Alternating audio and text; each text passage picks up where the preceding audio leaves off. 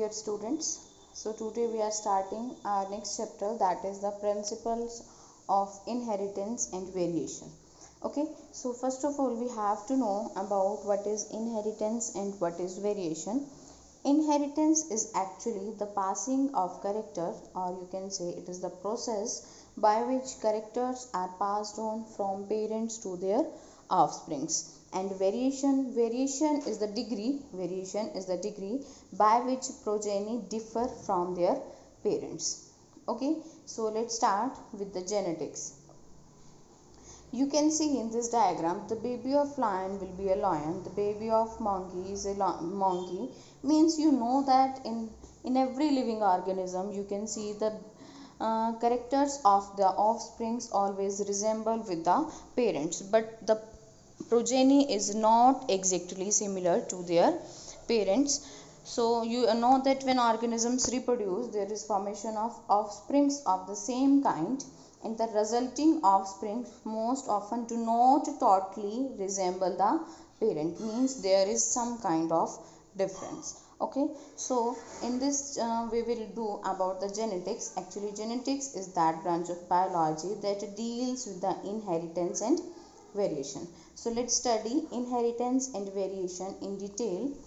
Inheritance, it is actually the process by which characters are passed on from parents to progeny, means it is the process by which characters are passed on from parents to their offsprings. Now variation, it is the degree by which progeny differ from their parents, means how the characters are different from the parents. Okay, this is the variation. You can see in this diagram that all the progeny, means the offsprings, do not completely resemble with the parents, but there are some resemblance and some variations. Now there are some terminologies. Genetics is that branch of science that deals with the study of heredity and variation. Then heredity, it is the transmission of characters from parents to their offsprings.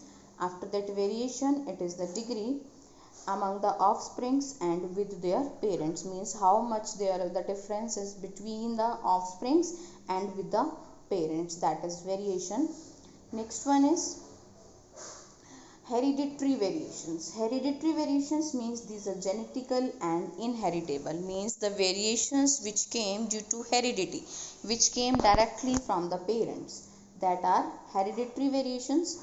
And next one is the environmental variations. Environmental variations doesn't depend upon the heredity, or you can say on the parents. These are acquired and non-inheritable, and you can say that these are the variations which came due to the experience of a person, means which a person can experience from the surrounding. Okay, so that are the environmental variations. Now comes to the Gregor John Mendel. He is actually the father of genetics. So Gregor Mendel, he is known as the father of modern genetics. Gregor Mendel developed the principle of heredity while studying 7 pairs of inherited characteristics in pea plants, means he has done the experiment on pea plants and gives the principle of heredity. Although the significance of his work was not recognized during his lifetime, it is very interesting that the work was not recognized during his lifetime. It has become the basis for present day field of genetics. Now Mendel's approach, what the Mendel did actually, Mendel conducted hybridization experiments for 7 years and proposed law of inheritance.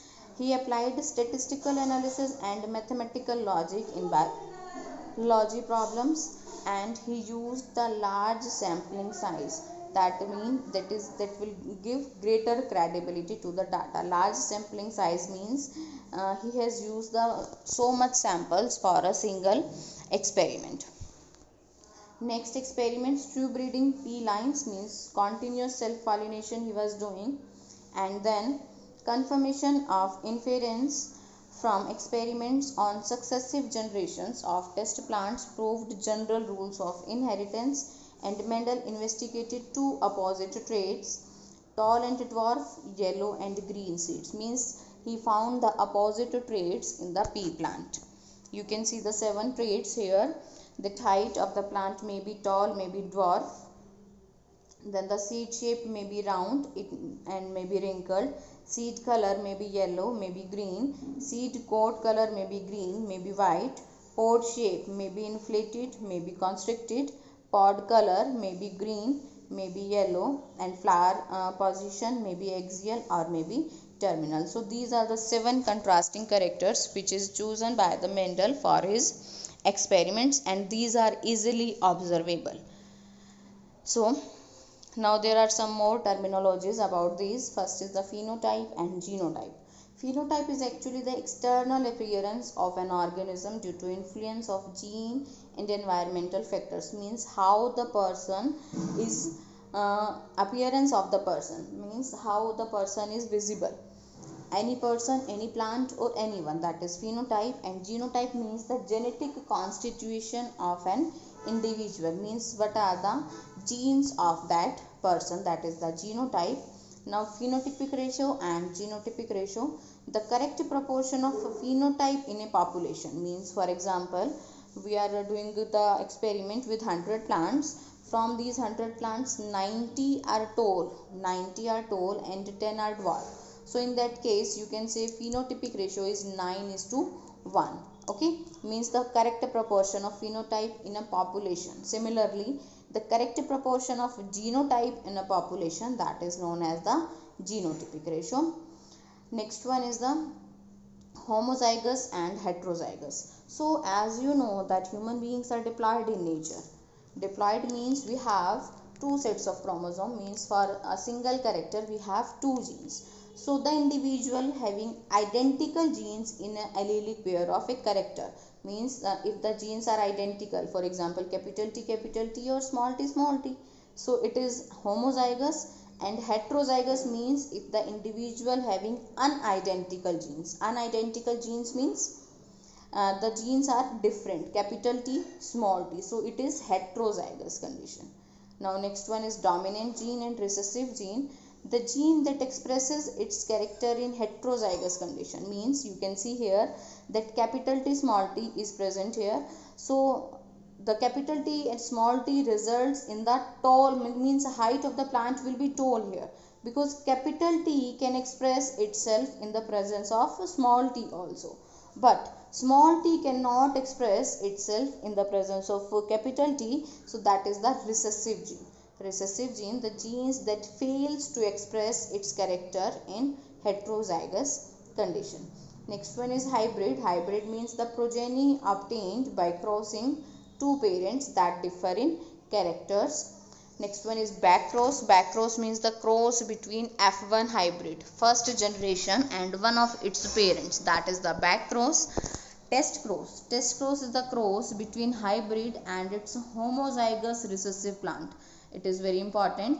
The cross between hybrid means you have a plant and you don't know what is the genotype of that organism. So to identify the genotype of the hybrid, we cross that hybrid with the homozygous recessive parent, and that will give you the result. This is the test cross. Now last one, that why Mendel selected pea plants. There are many reasons that pure varieties of pea plants are easily available. Pea plants are easy to cultivate, means you can cultivate them very easily. Life cycle of plants are only few months, so that result can be got early, means life cycle is very small. And contrasting traits are observed, as I told you, 7 contrasting characters. Next one is flowers are bisexual and normally self-pollinated. Bisexual and self-pollinated. Flowers can be cross-pollinated only manually, means if you want to do cross-pollination you can do it very easily. And the last one is hybrids are fertile, means the hybrids which are producing that are fertile in nature. That's why Mendel chose the pea plants for his experiments. Okay, that's all for today. Thank you, students.